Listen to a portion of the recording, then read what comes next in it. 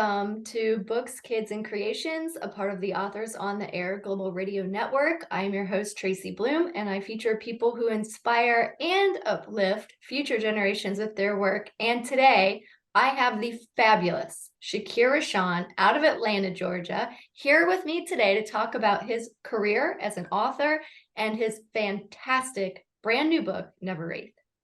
Shakir, thanks for Thank being you for having me. here. Thank you. Yeah. Well, you have been at it for a while. And so I know I see this beautiful cover behind you, and I can't wait to talk about all the hard work that went into that book. But how did you get started? How did you realize your passion for writing? That started years ago when I was pretty much about the same age as I was able to start, learn how to talk and walk, so to speak. I actually was my grandfather actually started me off kind of oral storytelling in a manner of speaking. We were I had this thing about being a once I learned how to talk, I couldn't stop talking. So it was one of those. I always had something to say, or I had a question, or I had something that interested me, and somebody had to hear about it. So he was the one that probably heard about it more than anybody else because I was around him probably more than anybody else at that point. So he one day just decided to start reading me books, and different things along those lines, and that's when I started to kind of develop the capacity for reading books myself, and that type of thing. So once I actually learned how to start, reading for myself, then he kind of sat me down and was like, okay, I need you to tell me about it. And I don't want the Cliff Notes version. I don't want the book report version and none of that. And I'm sitting here at 6 years old, like, what is he talking about? But at the same time, I'm like, hey, this is what we want to do, so this is what we're gonna do. So so eventually I just got to the point to where when I started finding books that I loved reading, I just told him about the book. And eventually he was like, okay, so now that you know how to tell me about books that you've read, make something up.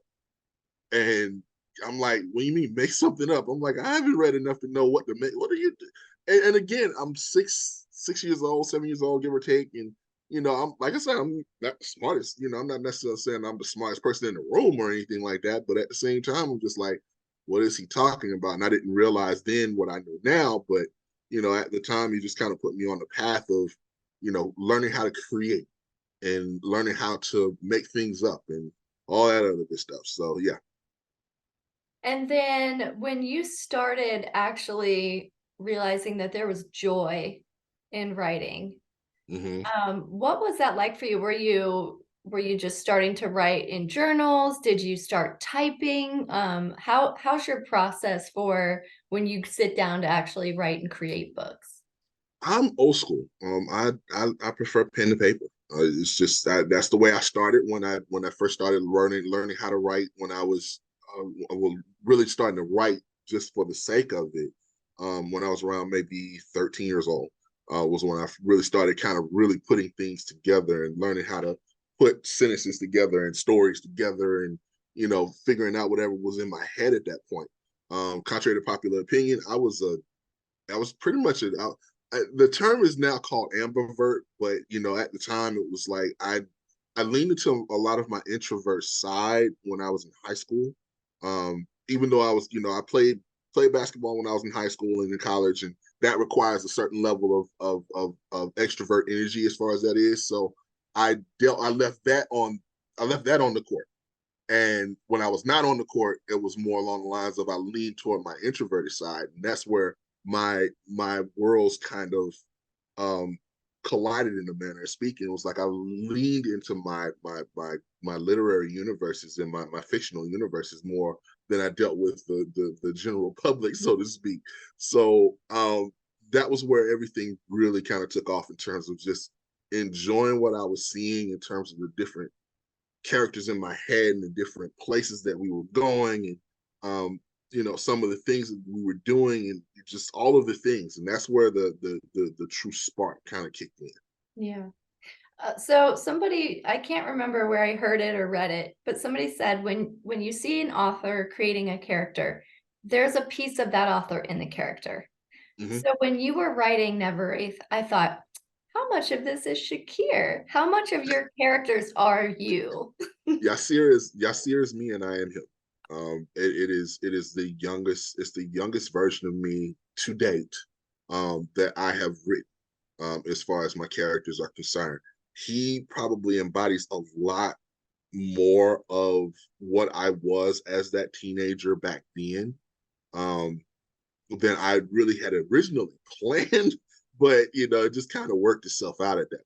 But it was Yasir is definitely probably a mini me in a manner of speaking.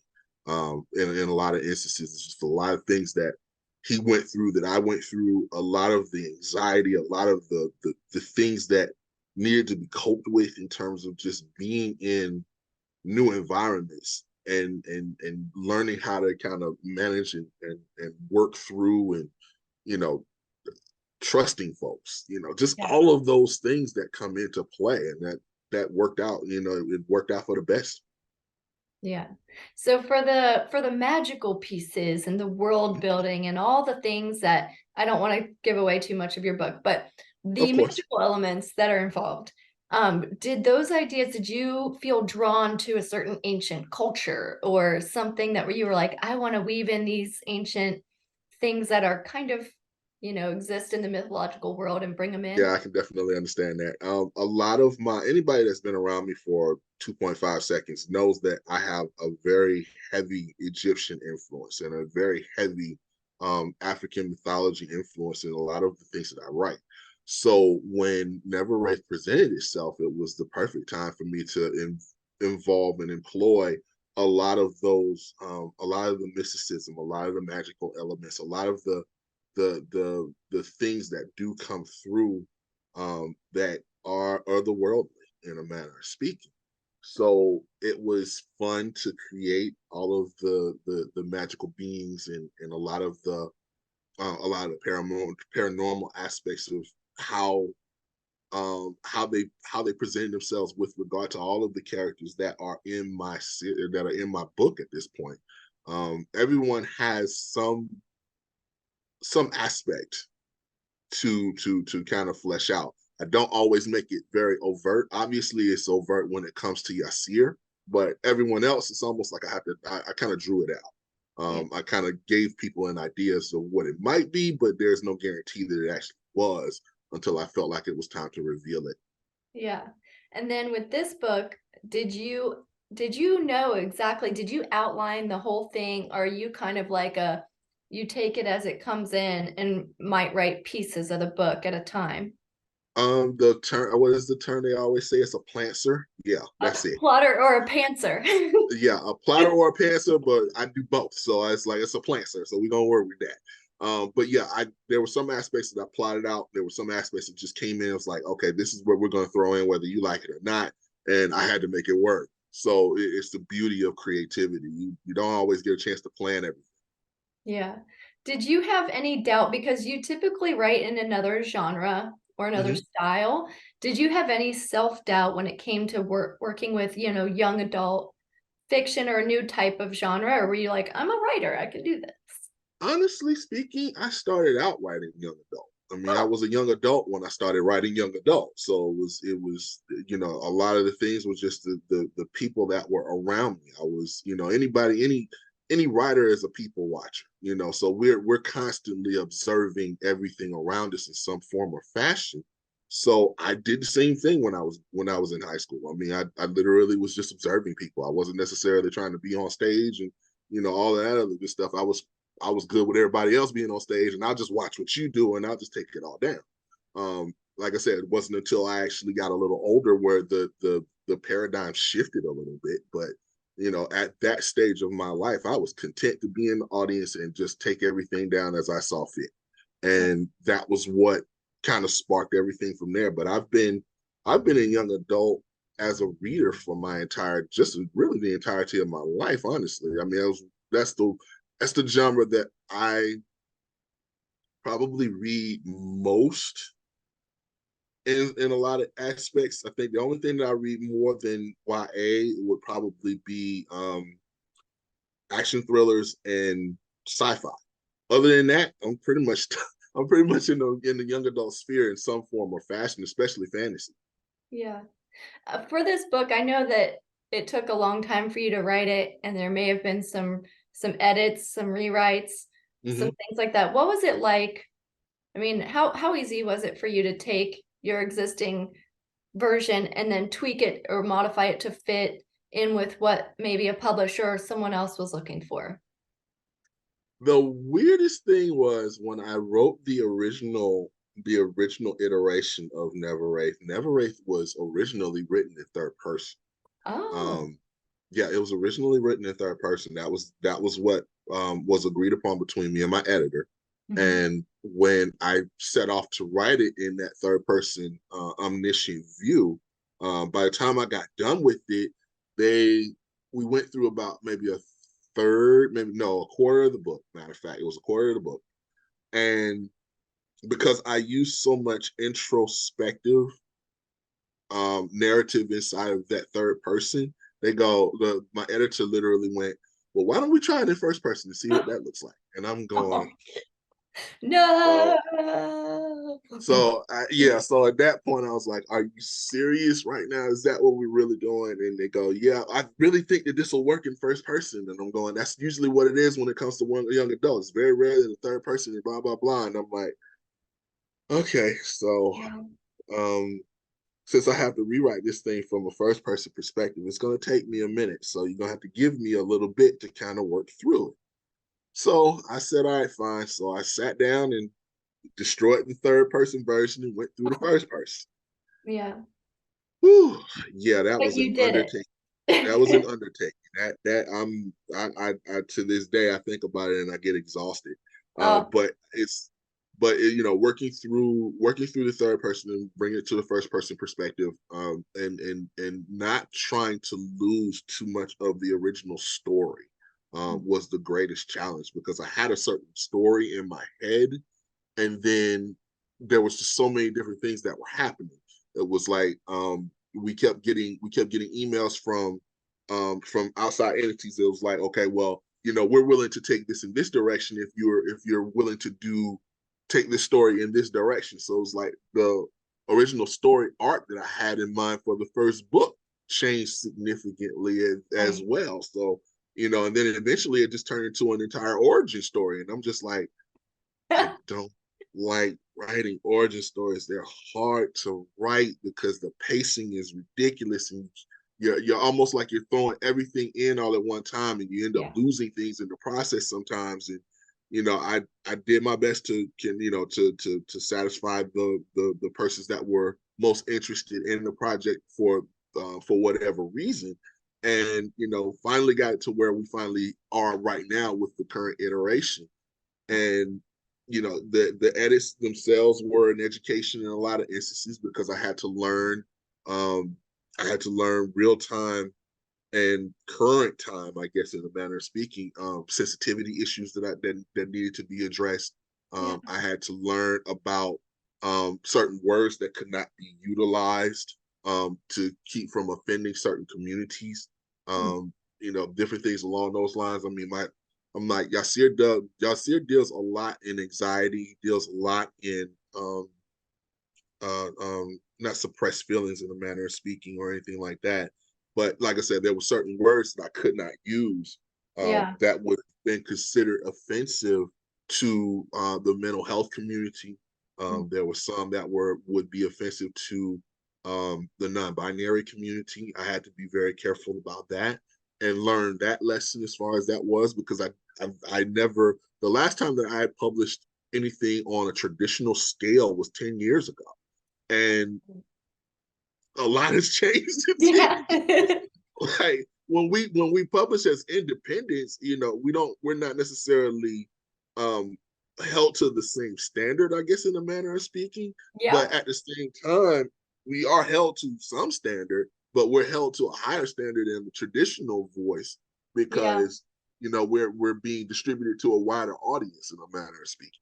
Right. I actually went back to a book I published in 2014 and I Mm-hmm. read it and I went, I wouldn't use those words anymore.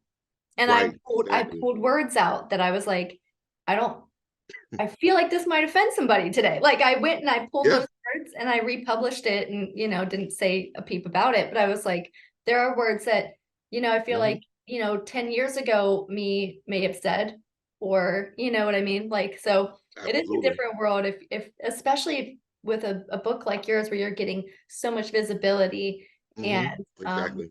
yeah. So yeah, but I mean, it's always good to dive into it and see, what other people might Definitely. feel.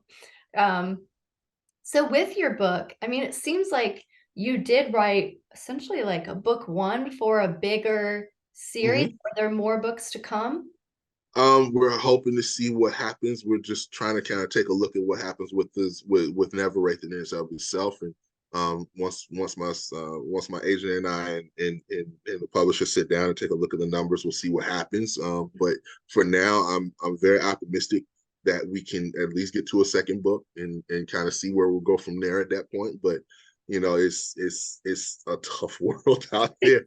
Kind of speaking, it's like you're having to go through a lot of different um, everyone has their prism that they view through and that type of thing, and I'm learning kind of on a curve in terms of how they view things, how they see it, how they feel my kids see the world, and all of the things.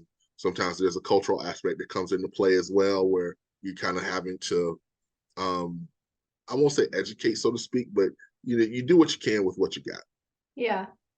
So, when you envisioned the story itself, did you picture it as maybe like a movie or a TV series or anything? Or are there plans in your Every every mind? book that I've ever written has always had a cinematic viewpoint or a cinematic slant to it. I view everything in 4K, so I try to draw it the best way I can, from just seeing everything play out in front of me. It's like you want to. It's not necessarily that you're writing to film in a Mhm. manner of speaking. It just kind of works out that way.